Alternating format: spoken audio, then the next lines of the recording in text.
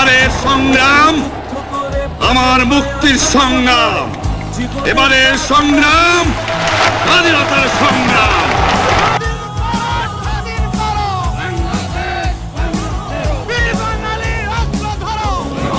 আজ বাংলার মানুষ মুক্তি চায়, বাংলার মানুষ বাঁচতে চায়, বাংলার মানুষ তারা আজ তার অধিকার চায়।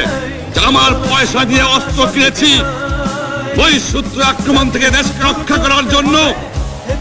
আজ সেই অস্ত্র ব্যবহার হচ্ছে আমার দেশের গরিব দুঃখী নিরস্ত্র মানুষের বিরুদ্ধে, তার বুকের উপরে হচ্ছে গুলি। আমি প্রধানমন্ত্রিত্ব চাই না, আমরা দেশের মানুষের অধিকার চাই। আর যদি একটা গুলি চলে, আর যদি আমার লোকের উপর হত্যা করা হয়, তোমাদের উপর কাছে আমার অনুরোধ রইল, প্রত্যেক ঘরে ঘরে তুর্ক করে তোলো। তোমাদের যা কিছু আছে তাই নিয়ে শত্রুর মোকাবেলা করতে হবে,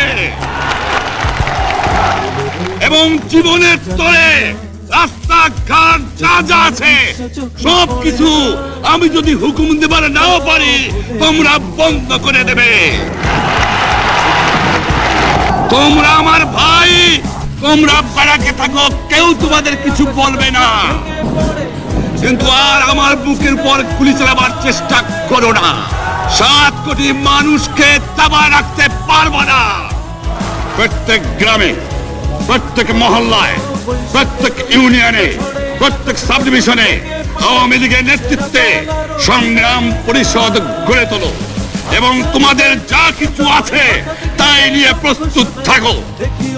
মনে রাখবা, রক্ত যখন দিয়েছি, রক্ত আরো দেবো, এদেশের মানুষকে মুক্ত করে ছাড়বো ইনশাআল্লাহ। এবারে সংগ্রাম আমাদের মুক্তির সংগ্রাম, এবারে সংগ্রাম স্বাধীনতার সংগ্রাম।